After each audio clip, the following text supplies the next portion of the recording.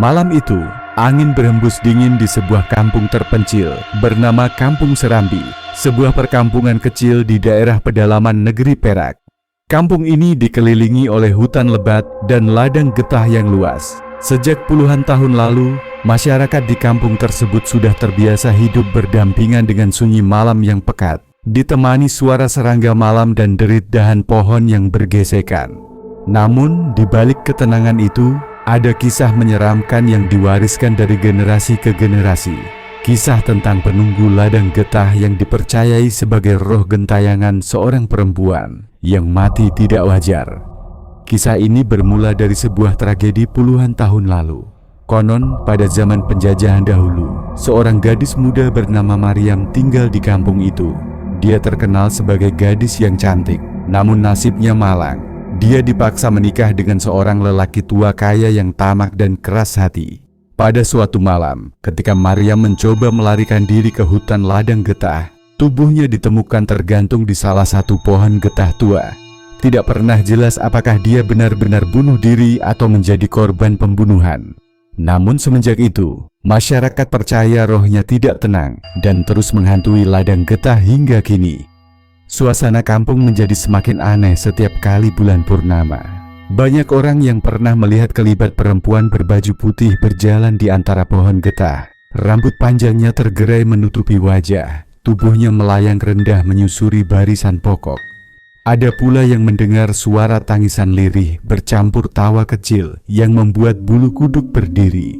Kejadian-kejadian misterius itu semakin menegaskan keyakinan bahwa ladang getah Kampung Serambi bukan sekadar tempat bekerja, tetapi juga wilayah larangan pada waktu-waktu tertentu.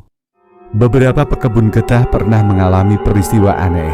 Ada yang ketika sedang menoreh getah di subuh buta, tiba-tiba merasa pundaknya ditepuk halus. Namun ketika menoleh tidak ada siapapun. Ada pula yang menemukan bekas telapak kaki basah di tanah meskipun malam itu tidak hujan. Bahkan seorang pemuda kampung pernah jatuh sakit parah setelah melihat bayangan putih melayang di atas pohon getah. Sejak itu kebanyakan penduduk kampung enggan mendekati ladang ketika malam tiba. Namun kehidupan tetap harus berjalan. Getah adalah sumber rezeki utama kampung itu. Para penoreh tetap pergi ke ladang, biasanya selepas subuh atau pagi buta sebelum matahari naik. Mereka hanya berhati-hati untuk tidak melanggar pantang yang sudah diwariskan, seperti tidak bersiul, tidak menyebut nama orang, dan tidak menoleh ke belakang jika mendengar suara yang aneh. Suatu ketika, seorang lelaki dari kampung sebelah datang ke Kampung Serambi. Namanya Karim, seorang perantau yang baru pulang setelah bekerja di bandar. Karim terkenal berani dan tidak mempercayai cerita hantu. Ketika orang-orang kampung memperingatkan tentang larangan masuk ke ladang getah pada malam hari, dia hanya tertawa sinis. Baginya, semua itu hanyalah cerita dongeng untuk menakut-nakuti anak-anak kecil. Dia dengan angkuh berkata, tidak ada makhluk gaib yang bisa mengganggu dirinya. Malam itu, Karim berjalan seorang diri ke ladang getah. Bulan purnama menggantung besar di langit, menerangi jalan tanah merah yang menuju ke dalam ladang. Udara terasa dingin dan lembab, aroma khas getah dan tanah basah menusuk hidung. Di kejauhan terdengar suara burung hantu yang parau, disusul bunyi ranting patah entah oleh apa. Namun Karim tetap melangkah, membusungkan dada, seakan menantang sesuatu yang tidak terlihat. Di tengah ladang, Karim berhenti di bawah sebatang pohon getah tua yang besar. Pohon itu diyakini sebagai tempat Maryam mengakhiri hidupnya puluhan tahun lalu. Batangnya besar dengan akar yang menjalar seperti tangan-tangan yang ingin mencengkeram. Daun-daunnya bergetar meski angin tidak bertiup. Karim menyalakan rokok sambil menyandarkan tubuh di batang pohon tersebut. Dia sengaja melakukannya untuk membuktikan bahwa semua cerita kampung hanyalah omong kosong. Namun, semakin lama dia berdiri di situ, suasana menjadi semakin janggal. Udara di sekeliling terasa lebih dingin daripada sebelumnya, bahkan asap rokoknya seolah tertarik ke satu arah. Telinganya menangkap suara lirih seperti bisikan halus yang tidak jelas dari mana asalnya. Perlahan suara itu berubah menjadi tangisan panjang, memilukan, bercampur dengan suara tertawa kecil yang terdengar di balik pohon-pohon. Karim mulai merasa bulu kuduknya meremang, tetapi dia tetap mencoba mengabaikan. Tiba-tiba dari sudut matanya, dia melihat bayangan putih melintas cepat di antara barisan pohon.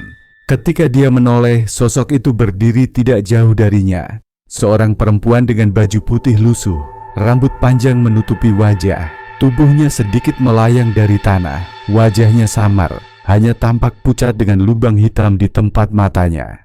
Suara tangisan bercampur tawa keluar dari mulutnya yang koyak panjang. Karim terpaku, tubuhnya kaku seolah tertanam di tanah. Lidahnya keluh, tidak mampu bersuara. Sosok itu mendekat perlahan, setiap langkahnya menghasilkan bunyi seperti ranting patah. Udara menjadi semakin pekat, bau busuk menyengat menyerupai bau darah bercampur tanah basah.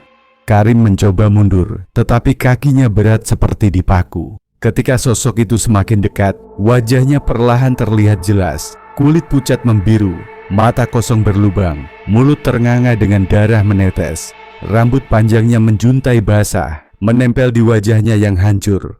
Karim akhirnya menjerit, tetapi suaranya seolah lenyap di telan malam. Masyarakat kampung menemukannya keesokan pagi, terbaring lemah di bawah pohon getah tua. Matanya melotot kosong, mulutnya kaku, dan tubuhnya menggigil. Dia tidak bisa berbicara selama beberapa hari, hanya sesekali menggumamkan kata-kata tidak jelas. Setelah sembuh, Karim tidak lagi berani berbicara angkuh. Dia pindah dari kampung itu, meninggalkan ladang getah yang penuh misteri. Sejak kejadian itu, cerita tentang hantu penunggu ladang getah semakin dipercayai oleh masyarakat kampung Serambi. Mereka yakin roh Maryam tidak akan pernah tenang, karena dendam dan sakit hatinya begitu dalam. Setiap kali bulan purnama muncul, penduduk memilih menutup pintu dan tingkap rumah lebih awal, enggan keluar meski hanya untuk berjalan sebentar. Di ladang getah, sosok putih itu tetap terlihat, berjalan perlahan menyusuri deretan pohon, seakan mencari sesuatu yang hilang. Hingga kini, ladang getah kampung Serambi tetap menjadi tempat yang ditakuti. Siapapun yang berani melanggar pantang larang dan mencabar penunggu di sana pasti akan menerima akibatnya. Cerita itu terus hidup menjadi peringatan bagi generasi muda agar mereka tidak lupa bahwa ada dunia lain yang berdampingan dengan kehidupan manusia. Malam di kampung itu selalu membawa rasa seram, seakan setiap hembusan angin dan bayangan pohon adalah bisikan roh gentayangan yang tidak pernah pergi.